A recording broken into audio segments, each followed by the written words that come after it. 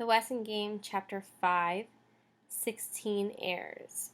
Before we start reading, I just want to note that there are a couple terms that are going to be mentioned in the text that we no longer use.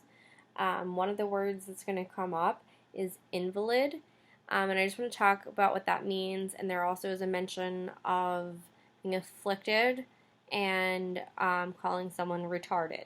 So, invalid was an old term that was previously used to describe a person who was weak or disabled with injury or illness, but the meaning has kind of changed with stereotypes.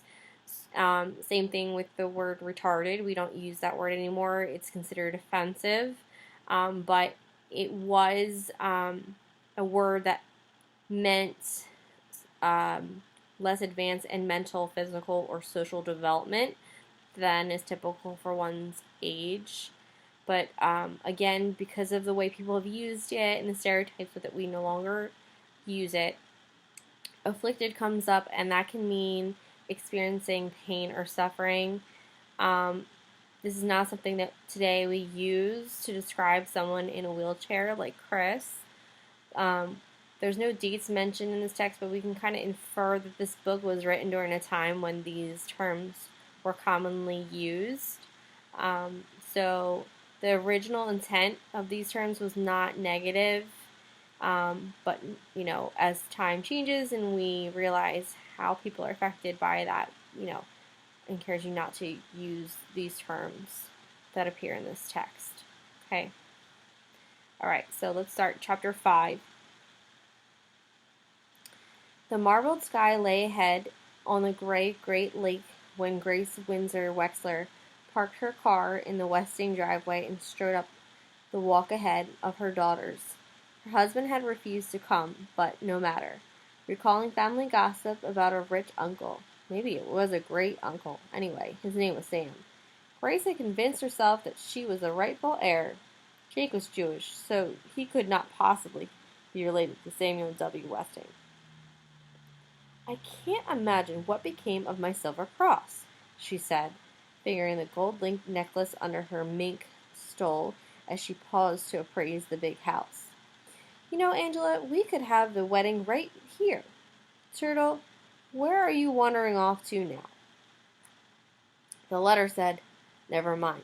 Turtle preferred not to explain how she knew the library could be entered from the French doors on the lawn. The front door was opened by Crow.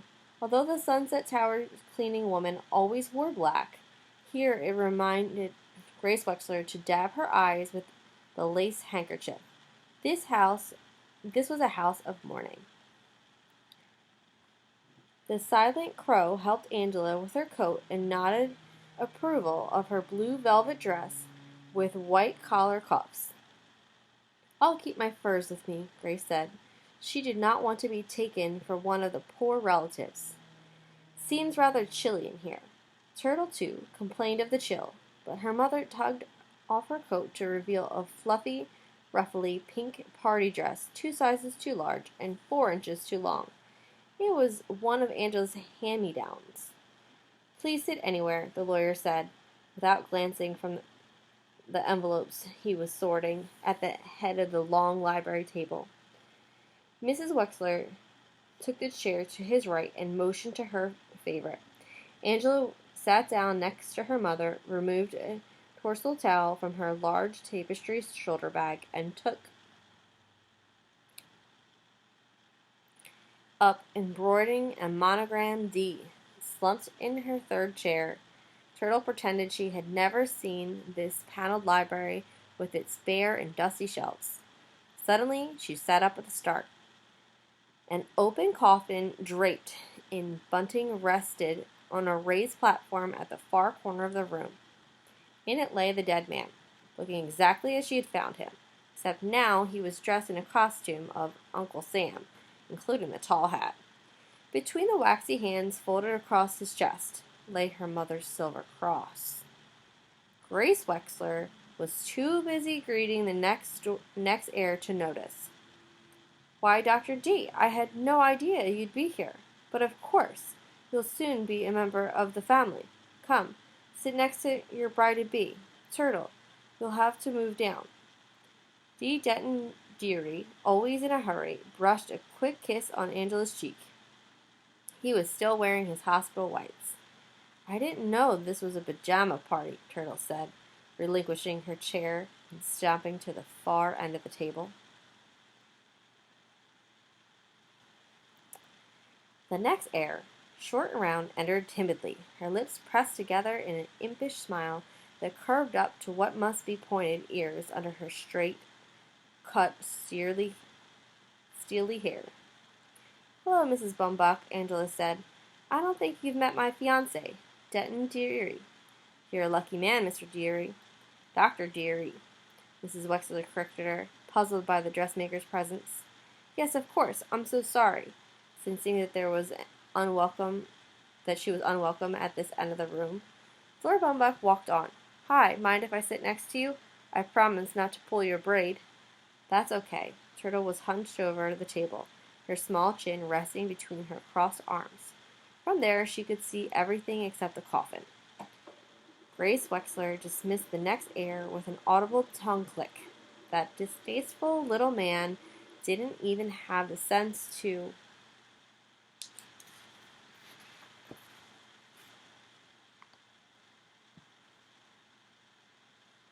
remove his silly aviator's cap. Tisk. And what in heaven's name was he doing here? The delivery boy shouted. Let's give a cheer. Otis Amber is here. Turtle laughed. Flora Bumbuck tittled, and Grace Wexler again clicked her tongue. Tisk. Doug Who and his father entered silently, but Sandy gave a hearty hi and a cheery wave. He wore his doorman's uniform, but unlike Otis Amber, carried his hat in his hand. Grace Windsor Wexler was no longer surprised at the odd assortment of heirs. Household workers all were former employees, she decided. The rich always reward servants in their wills, and her Uncle Sam was a generous man. Aren't your parents coming? She asked the older Theodocus boy as he wheeled his brother into the library. They weren't invited, Theo replied. It's on, Kristen announced. What did he say? He said it's snowing. Theo and Flora Bumbuck explained at the same time. The heirs watched helplessly as the invalid's thin frame was suddenly torn and twisted by convulsions. Again, we would rather use a word like someone who has a disability, right? Or another word for like a mental disability instead of using that word. Only the dressmaker rushed to his side.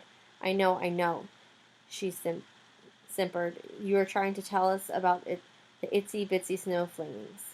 Theo removed her away. My brother is not an infant, and he's not retarded. So please, no more baby talk. Again, we don't use that word anymore.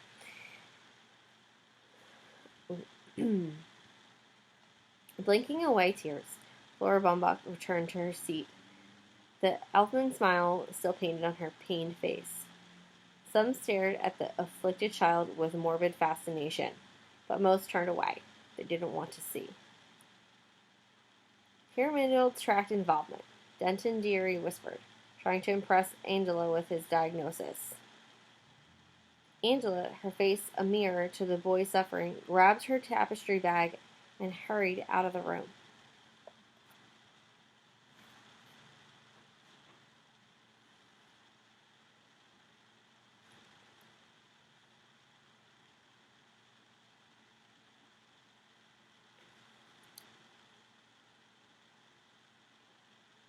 Why, hello, Judge Ford. Proud of her liberalism, Grace Windsor Wexler stood and leaned over the table to shake the black woman's hand.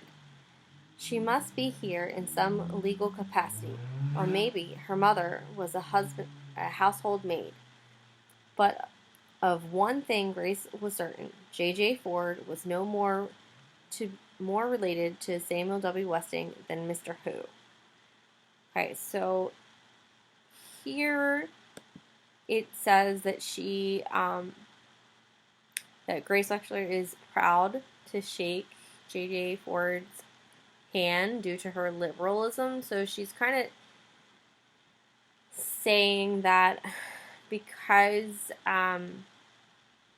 J.J. Ford is African American, that she cannot be related to Samuel W. Westing because he is white.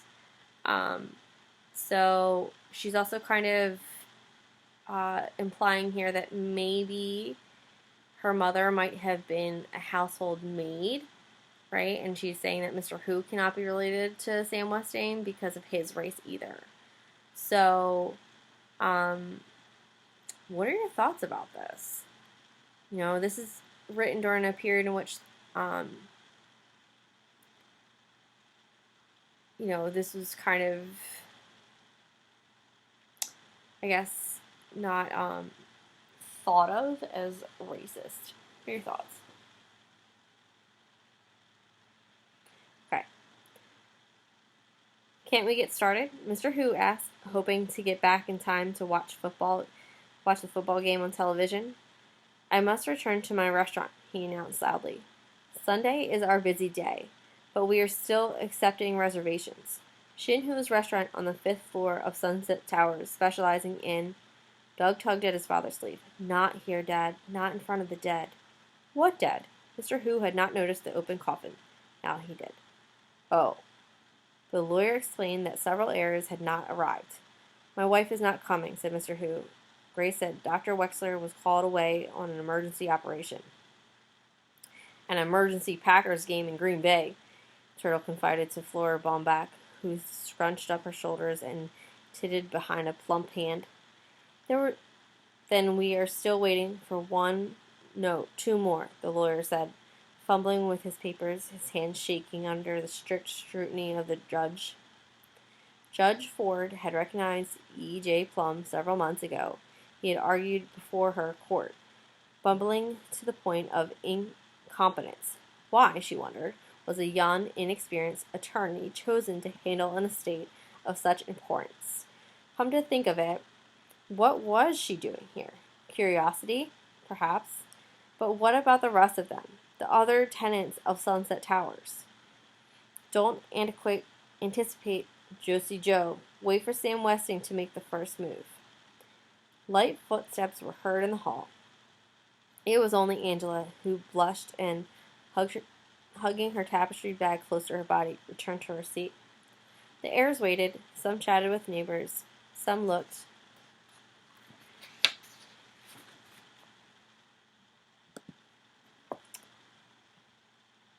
up at the gilt ceiling. Some studied the pattern of the oriental rug. Judge Ford stared at the table, at Theo Theodokis' hand, a calloused hand, a healed cut, the shiny slash of a burn on the deep bronze skin. She lowered her hands in her lap. His Greek skin was darker than her black skin. Thump, thump, thump. Someone was coming, or were there two of them? In came Crow, eyes lowered, without a word. She sat down next to Otis Amber. A dark cloud passed from her face as she eased off a tight shoe under the table.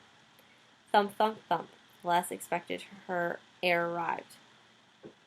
Hello, everybody. Sorry I'm late. I haven't quite adjusted to this. Seidel Pulaski waved a gaily painted crutch in the air, tottered, and sat down quickly with another thump. This crutch. What a horrible word. But I guess I have to get used to it. She pursed her bright red mouth, painted to a fullness beyond their narrow line of her lips, trying to suppress a smile of triumph. Everyone was staring. She knew they would notice. What happened, Pulaski? Otis Amber asked. Did you pull Turtle's braid again? More likely she visited Wexler, the foot butcher, Sandy suggested. Seidel was pleased to hear someone come to her defense with a loud click of the tongue. She had not even blinked a false eyelash at those offensive remarks. Poise, they call it. It's really nothing, she reported bravely. Just some sort of wasting disease. But pity me not, I shall live on my remaining time enjoying each precious day to the full. Thump, thump, thump. The secretary kept to the side of the room avoiding the oriental rug that might cushion the thump of her purple-striped crutch as she made her way to the end of the table. Her exaggerated hips were even more exaggerated by the wavy stripes of white on her purple dress. Purple waves, Turtle thought. Denton Deary almost fell off his chair, leaning back to follow his most unusual case. First, she favored her left leg, then her right leg. "What is it?" whispered Mrs. Wexler. The intern did not have the least notion, but he had to say something. "Traveling sporadic myositis," he pronounced quickly and glanced at Angela. Her eyes remained on her embroidery. The lawyer stood, documents in hand, and cleared his throat several times. Grace Winslow Wexler, her chin tilted in the regal pose of heiress, gave him her full attention. "1 minute, please." Idelle Pulaski propped her purple and white striped crutch against the table, then removed a shorthand pad and pencil from her handbag. "Thank you for waiting. You may begin."